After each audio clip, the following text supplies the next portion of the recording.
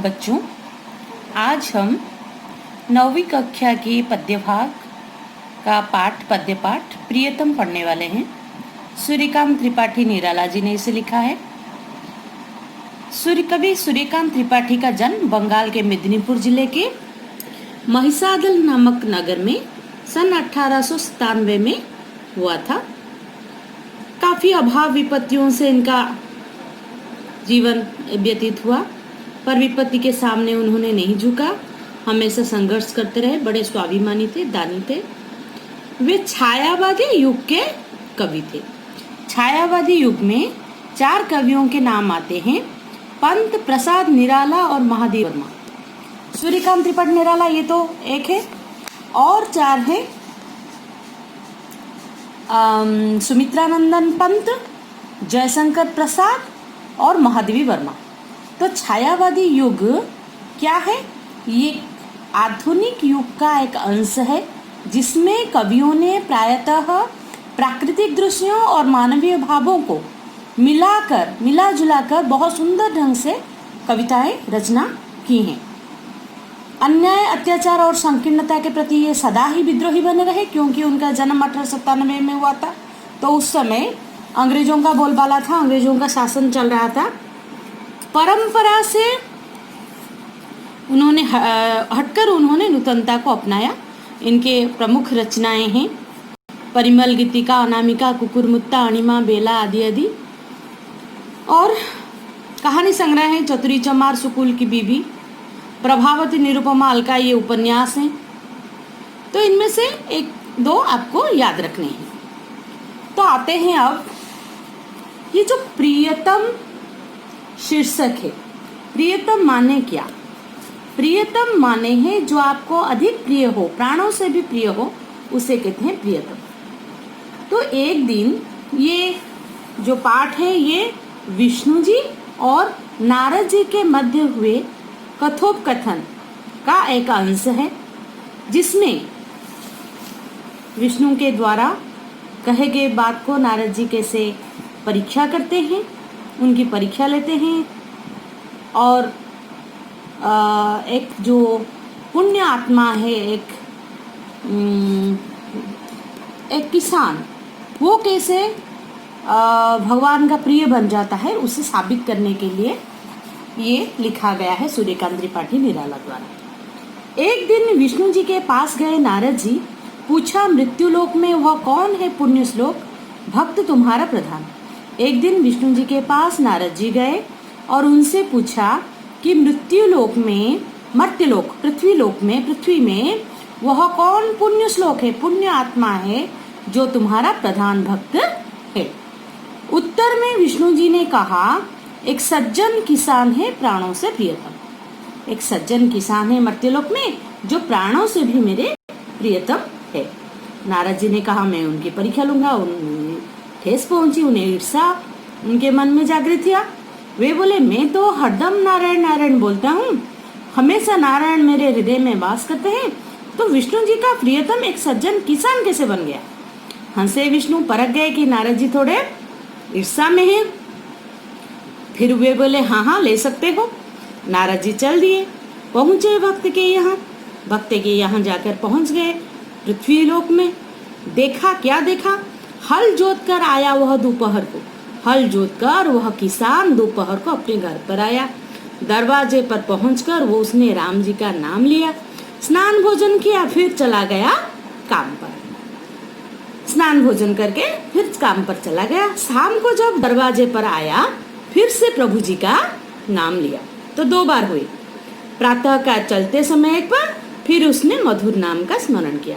जब प्रातः काल फिर से वह काम पर हल जोतने के लिए जा रहा था, तब उसने एक बार फिर उस मधुर नाम का, प्रभु जी के नाम का, राम जी के नाम का, मधुर नाम का स्मरण किया। बस केवल 3 बार। नारद चकरा गए, आश्चर्यान्वित हो गए नारद कि केवल 3 बार इसने राम जी का नाम याद किया, स्मरण किया, और यह कैसे बन गया प्रियतम भगवान का?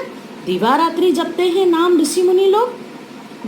दिवस रात्रि, दिवा रात्रि 24 घंटे ऋषि मुनि लोग जिन भगवान जी का नाम जपते हैं, और मैं स्वयं जो 24 घंटे नारायण नारायण करता रहता हूँ, क्या मुझसे हमसे क्या ये बहुत अधिक ज्यादा प्रिय भक्त है? किंतु भगवान को किसान ही यह याद आया। क्यों याद आया, क्यों प्रियतम है? तो गए वे विष्णु लोग, बोले भगवान से, देखो किसान को देखो, दिन भर में 3 बार उसने नाम उसने लिया है आपका। किसान जी को मैंने देख लिया, वो तो केवल आपका नाम दिन में 3 बार ही लेता है। ऐसे बोले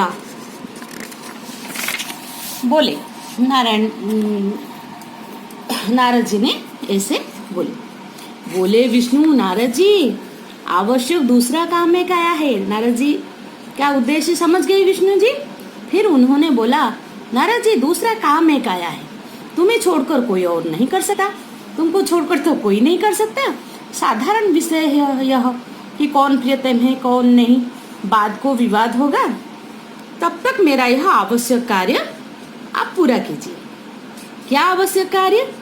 तेल पूर्ण पात्र यह लेकर प्रदक्षिणा कराइए भूमंडल की। यह तेल पूर्ण पात्र ले जाइए, पूरे भूमंडल की प्रदक्षिणा चक्कर मारकर आप आइए। ध्यान रहे विशेष आप ध्यान रखना कि प्रदक्षिणा करते वक्त एक बूंद भी तेल इस पात्र से न गिरने पाए। अगर गिर गए तो नहीं बनेगा काम।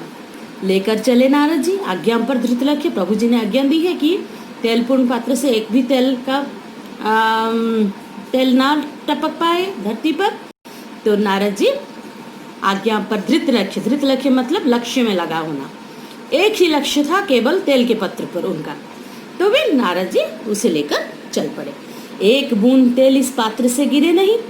योगीराज जल्दी ही विश्व पर्यटन करके लौटे वैकुंठ को वे लौट के आ गए। तेल का एक बूंद भी उस पात्र से गिरा नहीं। उल्लास मन में भरा था यह सोचकर तेल का रहस्य एक अवगत होगा नया। वे जानते थे कि भगवान ने हाल ही में ये काम मुझे नहीं सौंपा, कुछ ना कुछ तो चक्कर चल रहा है भगवान के मन में, प्रभु जी के मन में।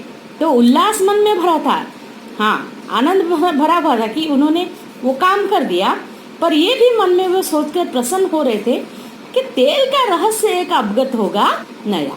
ये जो तेल का रहस्य है यह एक नया अवगत अवश्य होगा। निश्चय ही मुझे कुछ सिखाने के लिए प्रभु ने ये काम मुझे सौंपा है। नारद को देखकर विष्णु भगवान ने बैठाया, स्नेह से कहा, बतलाओ पात्र लेकर जाते समय कितनी बार नाम इष्ट का लिया? जब नारद पहुंचे तो विष्णु भगवान हंसे, उन्हें स्नेह से उनके पास बिठाया, फिर बोला, बतलाओ पात्र लेकर जाते समय, जब आप पात्र लेकर विश्व की प्रदक्षिणा कर रहे थे तब कितनी बार आपने नाम इष्ट का लिया? आपने अपने भगवान मेरा नाम कितनी बार लिया? तो उत्तर में नारद जी ने कहा, एक बार भी नहीं। संकित हृदय से कहा, संकित हृदय से, मन में बहुत शंका भरा था। ये सच्ची बात, जो नारायण नारायण करते करते थकते नहीं थे नारद, वो नारद आज तेल पूर्ण पात्र लेकर जाते वक्त, प्रदक्षिणा करते वक्त एक बार भी अपने आराध्य विष्णु जी का नाम नहीं लिया। तो संकित हृदय से कहा नारद ने विष्णु से, काम तुम्हारा ही था, आपने ही तो काम मुझे सौंपा था।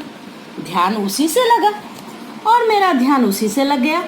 नाम फिर क्या लेता, और फिर नाम क्या लेता, काम तो आपने ही दिया था, आप ही का काम कर रहा था। विष्णु ने कहा, नारद उस किसान का भी काम मेरा ही दिया हुआ है। वो जो दिन भर हल करता है, हल जोतता है, वो काम भी मेरा ही दिया हुआ है उसे। मैंने ही उसे दिया है वो काम करने के लिए, वो उसका कर्म है। उसके ऊपर उत्तरदायित्व कई लगे हैं एक साथ, और उत्तरदायित्व भी उस काम के साथ कई उत्तरदायित्व उस पर एक साथ लदे हुए हैं। जैसे माँ बाप की, पिता माता की सेवा, बच्चों की परवरिश, बच्चों का पालन पोषण, सबको निभाता और काम करता हुआ, ये सबको वो ठीक ढंग से निभाता है। बच्चों की देखभाल खुद करता है, माँ बाप का जो उत्तरदायित्व है, दायित्व वो लेता है, और मेरा दिया हुआ काम हल जोतना, हल जोत कर मिट्टी से फसल उगाता है, ये काम भी करता है। यह काम करता हुआ नाम भी वह लेता है, इसी से है प्रियतम। ये सब काम करते हुए भी वह 3 बार मेरा नाम याद करके लेता है, इसीलिए वह मेरा प्रियतम है। नारद जी लज्जित हुए, कहा हाँ ये तो सत्य है। फिर और लज्जित हो गए नारद, अरे भगवान एक काम मुझे बताया और मैंने वो करने से पहले, वो करते वक्त एक बार भी अपने इष्ट का नाम ले लिया, और ये जो किसान है इसने तो